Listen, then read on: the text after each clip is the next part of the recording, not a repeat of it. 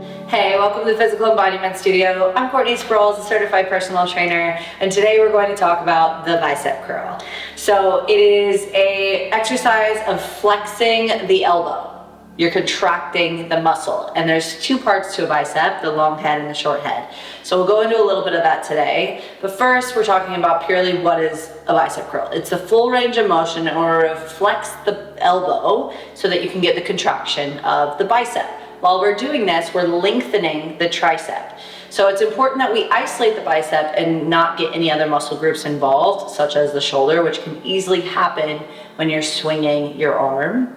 So how do we effectively target the bicep without all the other shenanigans that tend to happen if you're getting out of hand with your bicep curl? First, we want to talk about stance. So you can do this seated, which tends to isolate the upper body a little bit more because you're not using your legs and core for extra support.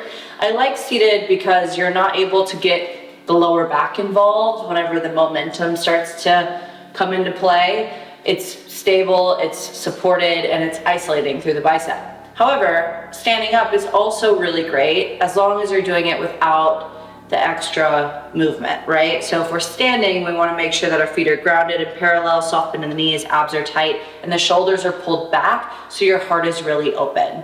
If you choose to go into a split stance, this is also a really great way to get into a bicep curl because if I were to get some momentum going, I'm more likely to lose balance, which keeps me in check, right? So this split stance is going to help me stay in integrity with my posture. So out of those three options, seated, standing with your feet parallel, and a split stance, you can really target the biceps appropriately. Now, the range of motion is also key. We want to think of the elbows gluing into the rib cage and the shoulders staying back. So I like my elbow a little bit in front of my shoulder versus directly underneath because it tends to force my shoulder forward, which a lot of us in this society have that forward shoulder posture. So pulling the shoulder blades back, engaging through the mid back, keeping the arms in that full range, full lengthened position before getting into your bicep curl is going to be really beneficial for the full contraction of the muscle. Okay, so if you think of your elbows gluing into your rib cage, if I were to draw a straight axle through my elbows and in my rib cage, they would just be flexing on that anchor point, okay? From there, I just need you to contract your bicep to its fullest degree without the elbow lifting. It's not necessary to bring the wrist all the way to the shoulders because that'll force the elbows way more forward and get the shoulder involved more than it needs to. So we're locking the elbows in and we're just contracting the bicep to the extent that it needs to get the full range of motion. So extending fully and contracting fully. Now let's talk about grip. If we grab our dumbbells, and we get in position with our palms supine and forward. This is a really nice way to control the lift. And you'll notice the thumbs usually go over the dumbbell, right? Like you're usually gripping with your thumb over in line with the fingers. Now this is going to get your forearm involved a little bit more with your bicep, which is great, nothing wrong with that. But a lot of us have tight forearms, and because they're over gripping a lot of the day, that's going to try and take over when we're getting into our bicep curl. So a trick I like to do is tuck the thumb under the weight. So if you can see here, it's just my four fingers and my thumb is tucked behind.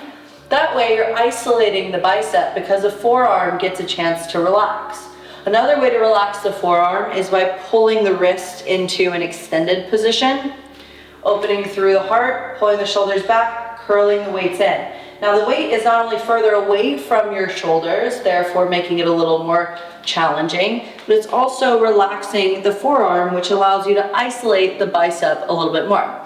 So I would recommend getting started with your normal bicep curl with your fingers completely wrapped around the dumbbell. Get familiar with how that feels. If you have trouble connecting to your bicep, then bring your thumb underneath. See if that helps. And then if you want to play with the wrist flexion, it depends on which way you're looking at your wrist, but extension or flexion, you're just pushing your wrists in this position to bring the weight up towards your shoulders.